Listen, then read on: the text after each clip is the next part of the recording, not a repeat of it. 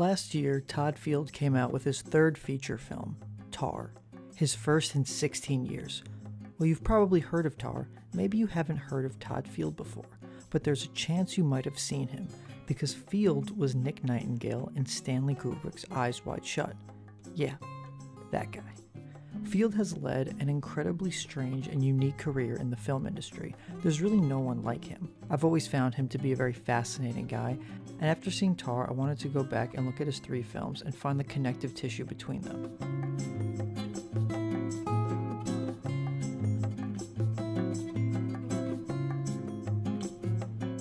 For Field's background, I'm going to be referring to the New Yorker interview he gave last year. I recommend giving it a read. Fields grew up in Portland, Oregon, where he would end up being a bat boy for the Portland Mavericks, an independent baseball team owned by actors Bing Russell and Kurt Russell. While speaking with pitching coach Rob Nelson, the two came up with an idea for a chewing gum for baseball players. 3 years later, Nelson brought the gum idea to former Yankees Jim Bouton. Nelson and Field would develop a prototype in Field's mother's house, which would become Big League Chew. Yeah, I know. Crazy. Field didn't get any of the profits, but reasoned it was for the best, saying he most likely wouldn't have done anything with his life if he did.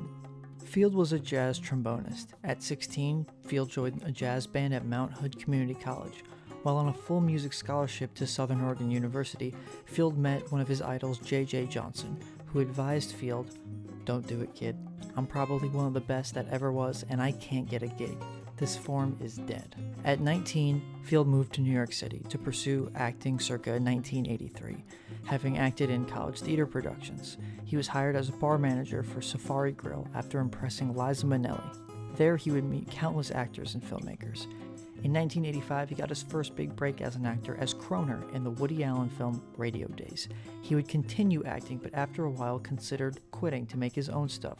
So he got an MFA at the AFI Conservatory. But before he would officially quit, he was offered a part in Stanley Kubrick's upcoming new film, Eyes Wide Shut. Kubrick had seen Field in the film Ruby in Paradise and wanted him in his own movie. Kubrick answered his technical questions, showed him dailies, but it was Tom Cruise, Field said, who told him over dinner, "You're going to make movies." Field said that he had an idea based on the 1979 short story by Andre Dubus, but he couldn't get the rights. Cruise laid his megawatt can-do attitude on him. "You're just making excuses. Figure it out." Field wrote the script, got the rights, and made In the Bedroom. In the Bedroom premiered at Sundance in 2001 and was met with wide acclaim. The most famous and seemingly only real story surrounding this film was that it was acquired by Miramax. Field was devastated about that because he knew Harvey Weinstein was notorious for chopping up movies after buying them. "I was weeping in the bathroom," Field said. "I called up Tom Cruise and said, 'Something terrible has happened.' He basically said, 'This is how you're going to play it. It's going to take you 6 months and you'll beat him, but you have to do exactly what I'm going to tell you to do, step by step.' The plan? Let Weinstein cut it to ribbons, wait for it to test poorly, then pull out the raves from Sundance and suggest that he release it the exact way it was when he bought it." Field followed Cruise's advice, and it worked. In the Bedroom grossed more than 25 times its budget and was nominated for 5 Oscars, including Best Picture. You don't think you might need something more? Why? So I can have an Ivy League education like you and... Christ, if it's so great, how come you sneak out of the office every day to come down here? I like spending time with my son. In the Bedroom stars Tom Wilkinson, Sissy Spacek, and Marissa Tomei. It follows an older couple in a small New England town whose college-age son starts dating an older woman with 2 small children and an abusive ex. In terms of first films, it's a strong debut. Visually, I don't think there's anything crazy going on here, but I think Field is smart and knows how to service the story he's telling. He's a very patient filmmaker. He allows scenes and moments to play out. I appreciated how he uses a lot of 2 shots, a lot of wider shots in general, and holds on certain shots longer than some directors would. Field also has a great sense of space. He uses depth of field very well and seems to like mirrors, which I'm always a fan of. He also relies heavily on his actors here, who all deliver brilliant performances. It's a quiet and delicate film that is tackling sensitive issues. I think this film is hard to talk about without getting into spoilers, so if you don't want to hear that, I suggest watching the film and coming back or just skipping ahead. All the movies we'll be talking about I'll be spoiling, so this is your shot. You've been warned. I really enjoy how Field sets the film up and gives us a sense of false security. We can feel a simmering tension, but where that tension will lead to is entirely a mystery. I also appreciate how Field just throws us right into the film with no real setup for Frank and Natalie meeting. We just know they're together and that Frank's parents have mixed feelings on the relationship. I loved watching the way Natalie's kids interact with Frank and his father Matt. There's a joy between all of them together, even if we know there's an underlying drama between them. And while this is mostly a pretty somber film, Field lets the film be funny at times. That's something I'll touch on more going forward, but Field's films are all kind of funny in one way or another. He seems to have a pretty strong grasp of how to mesh comedic and dramatic tones together. Field establishes a quaint and sweet life for our characters, and then the film takes a rather shocking pivot. Around 20 to 30 minutes into the film, we watch as Natalie's ex-husband, Richard, breaks into her house while Frank is there. A confrontation immediately ensues, which leads to Richard shooting Frank in the head, killing him. When I tell you I literally gasped, I truly did not think this film would go like this. I was in shock. The rest of the film deals with the aftermath of this unspeakable tragedy. The film really shifts, and we mostly follow Matt and Ruth as they deal with the death of their son. We do get brief glimpses into Natalie's life as well, and like I said earlier, the acting in this film is so crucial to pulling it off, and the three leads do an unbelievable job. The performances are so internal, but the way they carry themselves speaks volumes. Thematically, Field seems to be interested in the thinly veiled cover over the lives of upper middle class Americans. How we think that's what we're supposed to strive for. We're supposed to want a nice life in the suburbs with a good family, but we see how one, albeit incredibly tragic event, shakes the foundation of the lives of this family and everyone around them. Matt and Ruth don't know how to be people anymore, how to go about their lives, and the problems they've hidden away from one another boil over until they explode. But even before Frank's death, we see the cracks in the wall and how fragile this ecosystem really is. We see how these characters use their status and education as a shield from expressing their true emotions. It's a difficult film to sit through, mostly because of how devastating it is. The closest other film I could think of would be Manchester by the Sea, but I appreciate the maturity of the craft Field shows immediately. He shows a lot of restraint, allowing the film to unfold on its own terms. The ending gives you a lot to think about, and Field gives us no easy answers, but there are no easy answers in the face of tragedy. How was your day? Fine. I had lunch with Willis.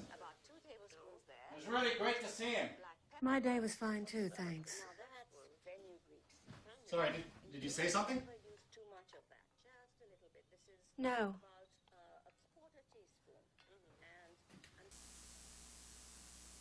In the Bedroom would go on to be nominated for 5 Oscars: Best Picture, Best Adapted Screenplay, Best Actor, Best Actress, and Best Supporting Actress. While the film wouldn't go on to win any awards, it put Field on the map as an indie director to look out for. Field would start work on a different adaptation, but would eventually fall through due to rights issues. In 2003, he would read the book Little Children and begin work on that adaptation pretty quickly after. He wouldn't completely retire from acting until 2005, with roles in a bunch of small movies. He would also appear in 2 episodes of Aqua Teen Hunger Force, which is just pretty funny. I wish I had a name. Well, I'll give you a name. How about Old Drippy? Since you're dripping on all my stuff. Finally, in 2006, we got his follow-up film, Little Children, adapted from the novel by Tom Perrotta. You want to go in the pool? Yeah, you do. One.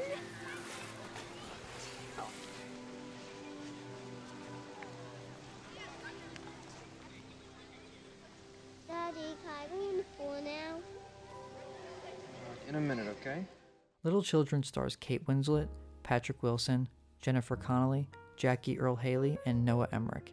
It follows the lives of multiple people and families in suburban Massachusetts and how they all intersect with one another.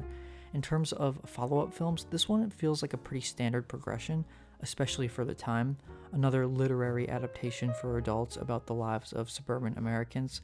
Field clearly has specific thematic interests that we'll get to in a few.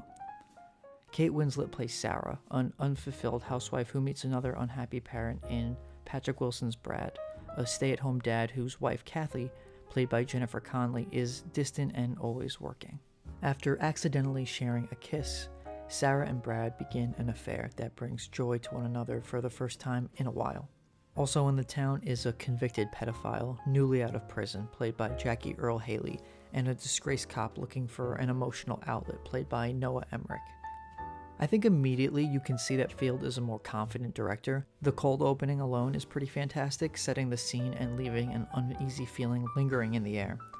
Field seems to be making more choices with the camera. I especially noticed a lot of gentle sweeps.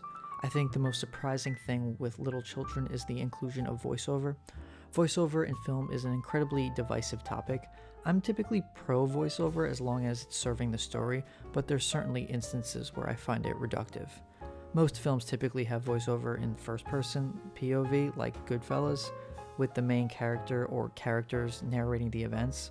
In Little Children, the narrator is omniscient, like in Y Tu Mama Tambien or The Worst Person in the World.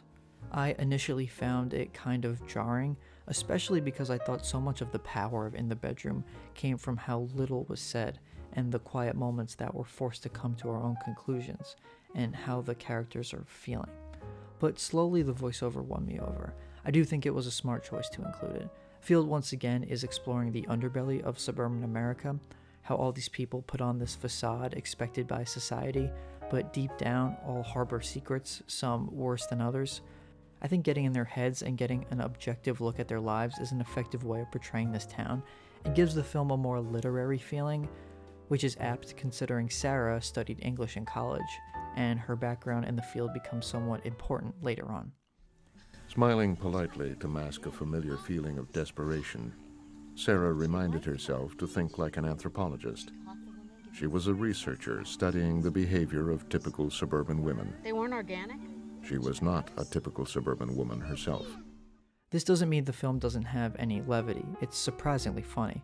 The bit about Sarah catching her husband watching porn was especially funny. What I found refreshing was how honest its portrayal of its characters were.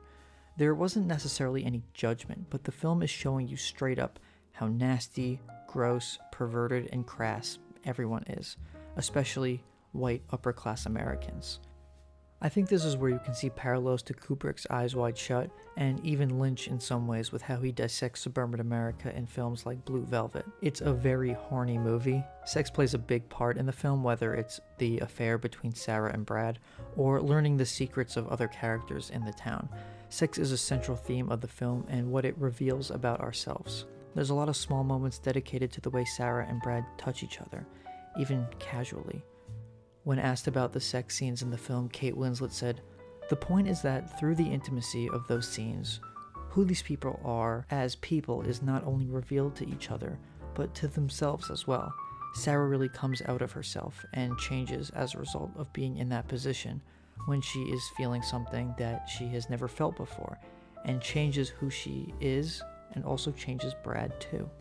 Sarah herself is a very complex and emotional character. She's a housewife who seems to have fallen into a life she doesn't want for herself. She's married someone who does well financially, moved to the suburbs, and had a child. She did what she was supposed to do, but seems to find no real joy in it. Winslet herself has talked about how the biggest challenge was playing someone who wasn't a good mother.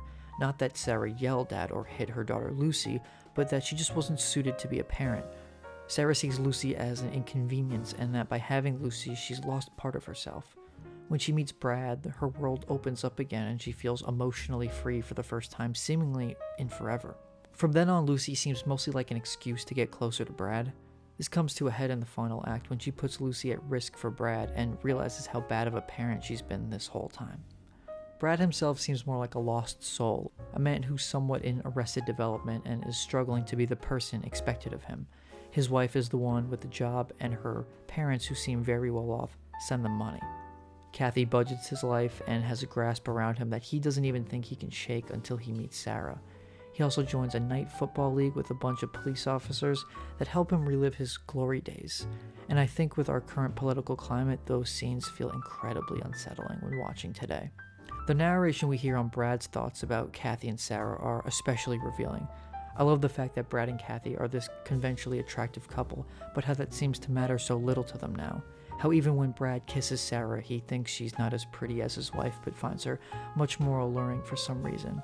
These two lost people forced to conform to suburban life. There's a great sequence in the beginning of the film that really nails in the monotony of life there every day, how it slowly pieces away at you. And what I appreciate about Field is how he's not condemning these characters for feeling this way. While they may not be great people, they're also just people who ended up in a place in life they didn't want to be in. He understands how flawed we all are as individuals. Now I think the next character that has to be dissected is Jackie Earle Haley's Ronnie, a pedophile recently released from jail living at his mother's house. We only see a sliver of him in the opening shot, this unnerving pullback from the TV as we watch him watch the news, reporting on his release. Throughout the film we see signs of him and characters talk about how unsettled they are with his presence in the area, but wisely, we don't even see him until about halfway through the film. He's this dark cloud casting a shadow over the town. What I found smart about his inclusion in the film is that other characters, especially Larry the police officer, use his presence as an excuse for their own misdeeds, because they can't be that bad if there's an actual criminal in their midst. And his reveal is rather brilliant. Ronnie is this small, weaselly little man who tries to seamlessly blend into the crowd of children at a public school, but is quickly caught. We can immediately feel the sense of danger he presents. From there we begin to see life from inside his house, how he is a man clearly dealing with mental illness, and has a deep unhealthy bond with his mother. She's not cruel or anything, but she's clearly sheltered him. That mixed with all of his other issues have created a person frankly not fit for the outside world. And it's heartbreaking to watch her try to be good to her son, because she's the only one who sees any good in him. One really smart choice Field makes is to not give Ronnie any voiceover. He's the only main character that doesn't get any, and Field said this is very much on purpose. Clearly he's not well, but Field doesn't want to give us easy answers for Ronnie. Field wants you to be put in the other character's shoes and decide how you would react to him if you were there. I think Field does a good job of weaving all these characters he introduces together to give the film the sense that the town is small, but that there's also enough room for all these secrets to have their own space. The two things I have mixed feelings on are Jennifer Connelly's character, Kathy, and the ending. Connelly does a good job with what she's given, but I wish we were given a bit more with her character to see her side of the relationship.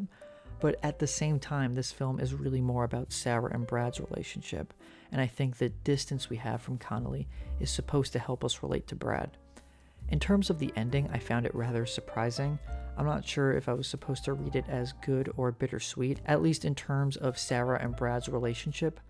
While I think it's important that they find themselves before throwing their lives away, it's sad to know they will most likely be stuck in the trap of suburban life forever, for the sake of their children.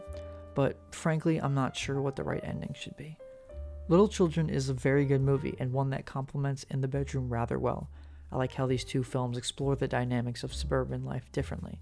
While Little Children was well received, it would not be the same critical darling as In the Bedroom. It didn't make a ton of money either, but would be nominated for some awards, including Best Actress, Best Supporting Actor, and Best Adapted Screenplay at the Oscars. What do you want? Everyone is waiting for us at the bar. Are you coming? Why don't you go on ahead? I'll catch up later. Well, you're gonna come, right? I mean, we gotta celebrate. Yeah, I'll be there. You promise? Jesus, Larry, I just told you. Well, you got a ride? Yeah? Okay.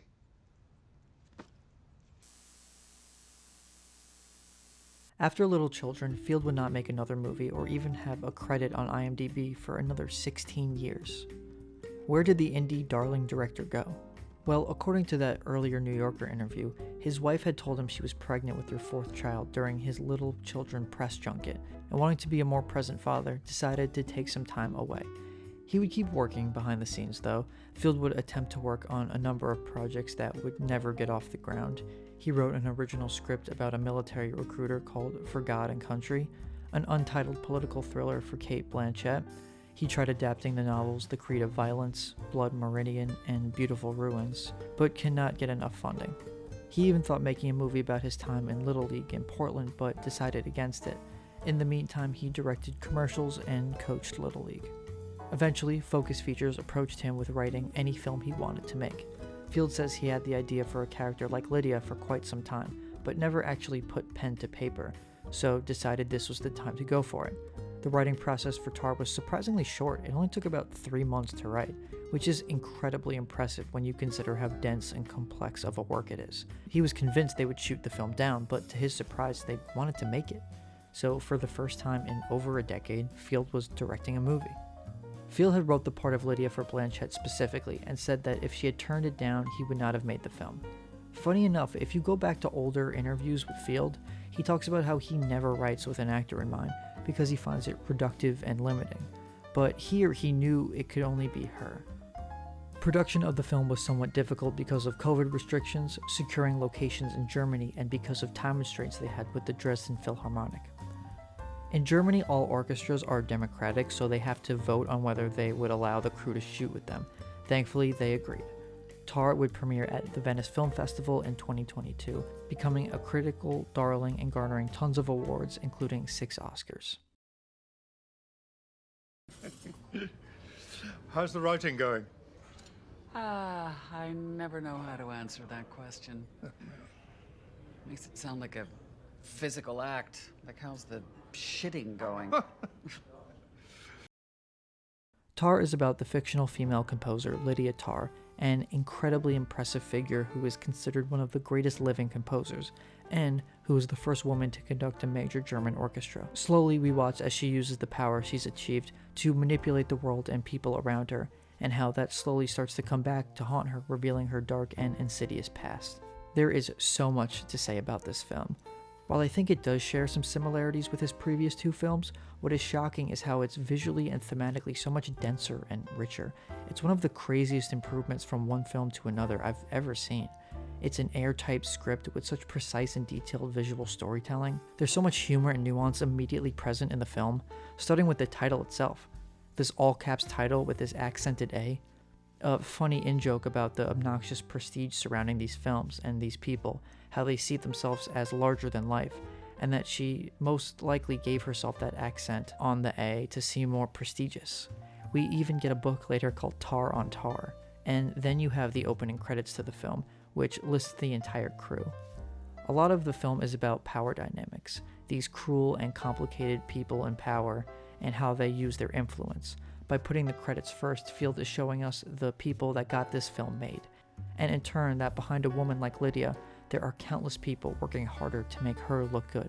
A smart and effective way to make your point clear before the movie's even begun. There's also a quick shot of Lydia being watched through a phone to open the film. It's a surprising but possibly revealing first shot. It's one of the only shots of the film we're not watching from Lydia's perspective, perhaps alluding to her inevitable fate later in the film in the age of social media. The conversation with Adam Gopnik that really kicks off the film has led to much discussion. I find this to be such a well-crafted and thoroughly interesting look at Lydia's internal psyche. During my first watching of the film, I found this scene to be impressive and intimidating, but on a rewatch it's clear how full of shit Lydia is and how she uses her accolades as a crutch to hide her insecurities. Even just how the opening speech was pre-written, we see as Lydia's assistant Francesca mouths it verbatim. One of her biggest lies being her close relationship with Leonard Bernstein, as the film alludes to later that she most likely never even met him. She knows she can get away with these things because they will make her seem more impressive, and the prestigious music world she inhabits enables this type of behavior for the sake of itself. I love the way Lydia talks in the scene, and in the rest of the film. We see that she uses her knowledge of music history and her big vocabulary to talk in circles and hide her actual thoughts.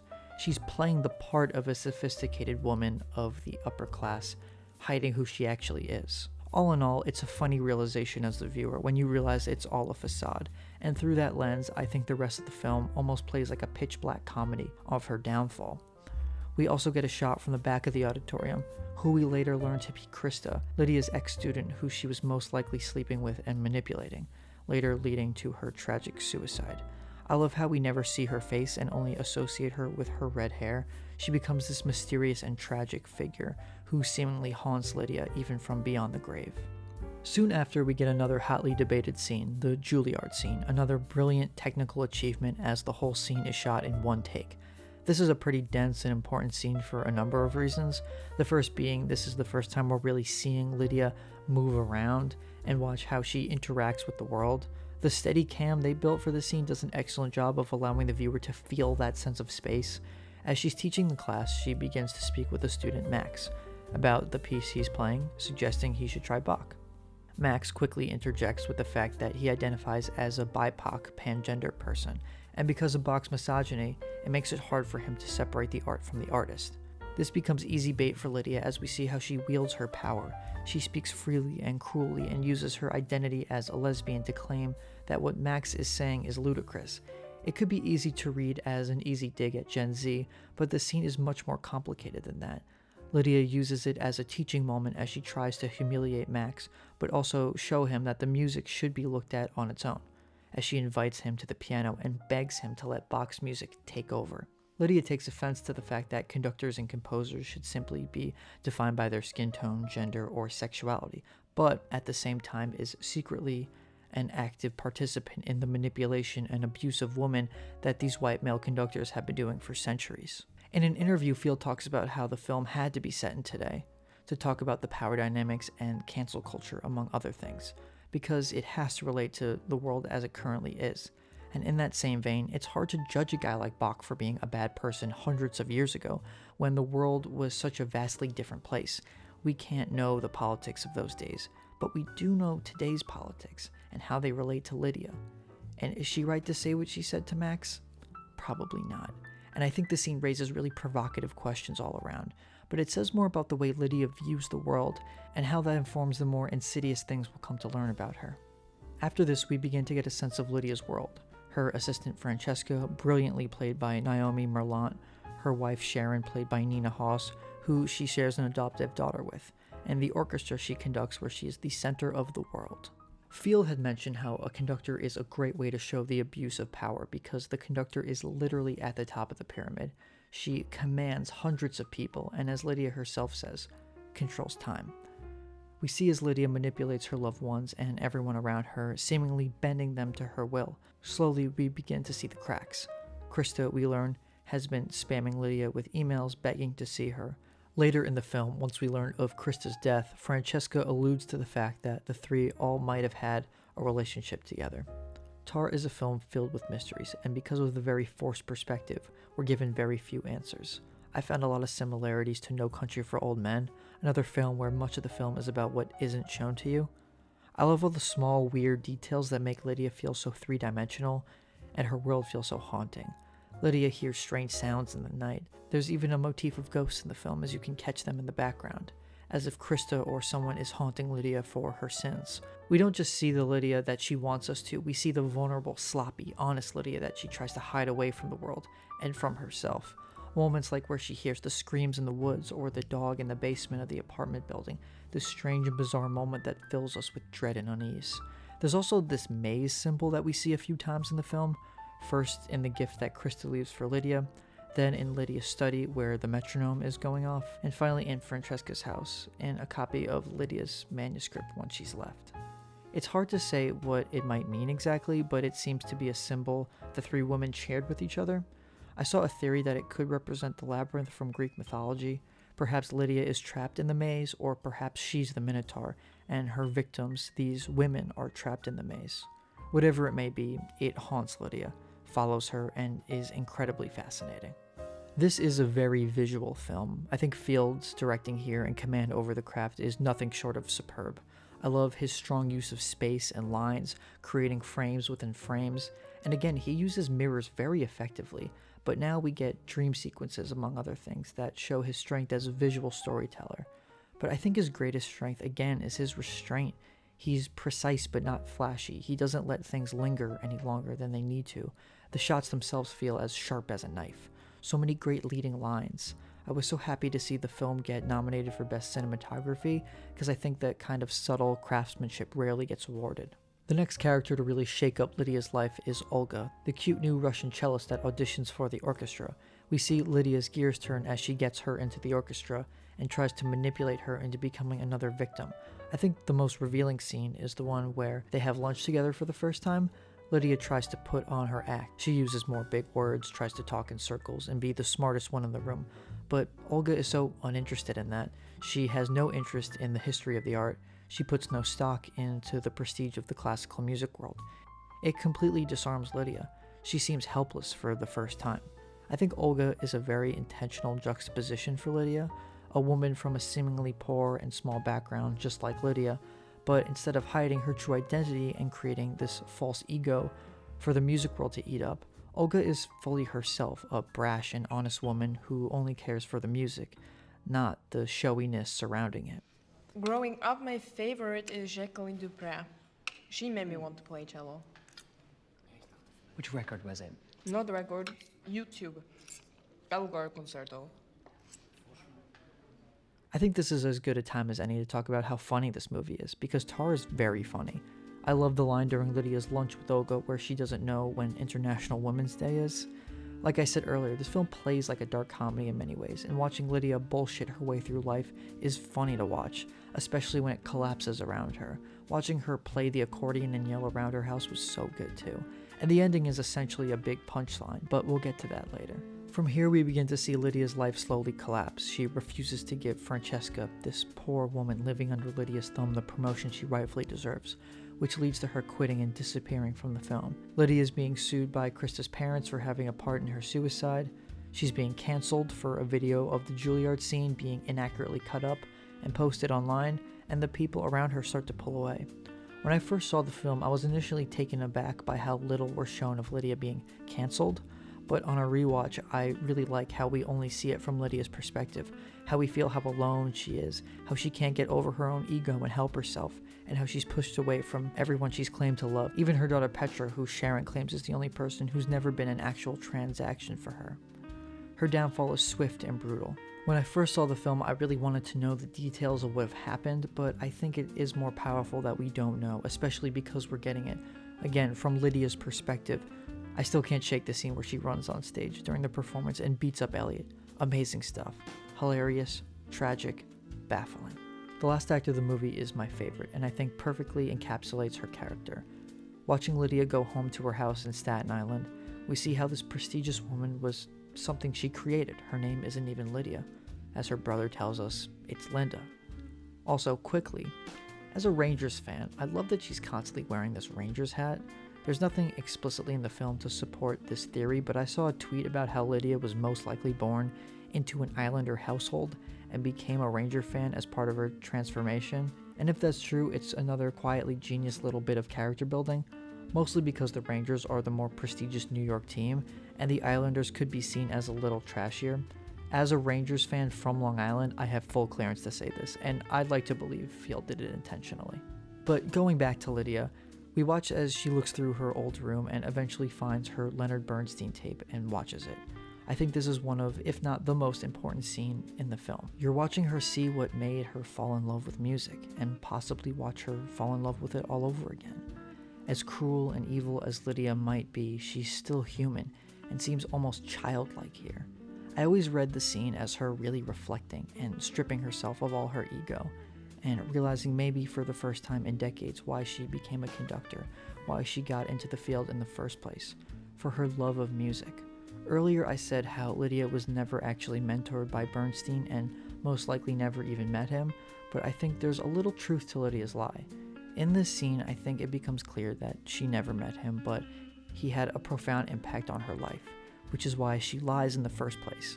And because of that, when Lydia says she was mentored by Bernstein, but deep down, I think what she means is he's the reason she got into music.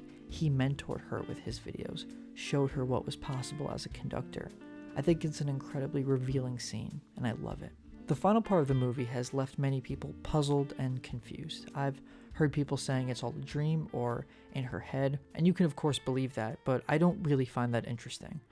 We watch as Lydia gets a new job conducting in an unnamed Asian country, and we watch her get ready for the show. It all leads up to this brilliant punchline where she is actually conducting a Monster Hunter concert, and we cut to black. I love this ending for a number of reasons. One being, if you watch the whole film as a dark comedy, this is a perfectly hilarious ending. For her to start on top and end up here. But I think it's so much deeper and more complex, and comes back to that scene of her watching the Bernstein video. My take is that she finds her love of music again in that scene, and stripped of ego, will do whatever she can to play music. We see how hard she studies the music, how passionate she is, for a video game concert where not a single soul in there will know or care who she is. That's not what matters. The music is what matters. As a person dedicated to the craft, she hasn't changed. And to the people who say the film is looking down on video game music, I think you're wrong. It's looking at it from the perspective of Lydia, who is perhaps looking down on it. She sees it beneath her, as one of the most important conductors of her generation, but she does it anyway. I think it also speaks to the fact that just because someone is canceled doesn't mean they'll never work again or find a creative outlet, even if it's not on the same level as before. We've seen it countless times in real life with canceled actors and comedians. There are countless readings of the film. I think it's a perfect spot to leave us off. We get a whole portrait of this woman, from her at the top until she crashes down. It's brilliant. There are countless readings of the film, and I can't say I understand it all. There's plenty of things I'm wrestling with, but I still find it wonderful and thought-provoking.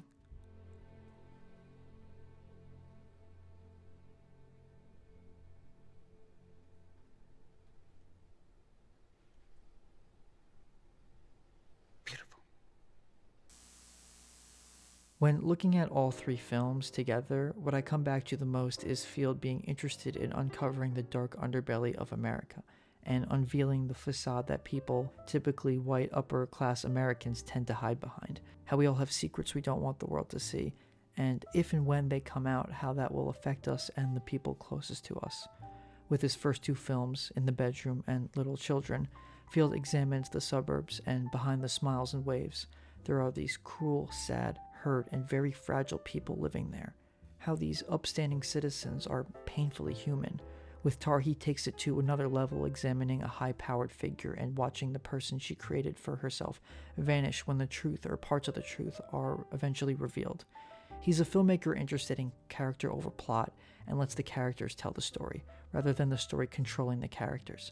Visually, it was really cool to see his progression over time, from this small and intimate family drama to this commanding and bold character study. If there's another connective tissue, I think it's that Field's films all leave you with this sense of wanting more. He doesn't give you all the answers that you want, but he leaves you with the right questions, and I think that's the sign of a great filmmaker. I really enjoyed examining his filmography, and even though he claims he's going to retire from filmmaking, I sure hope he doesn't, because he's really good at it. Thanks for watching. Hey guys, thanks for watching. If you've seen Todd Field's films, let me know if you think of them down below. See ya.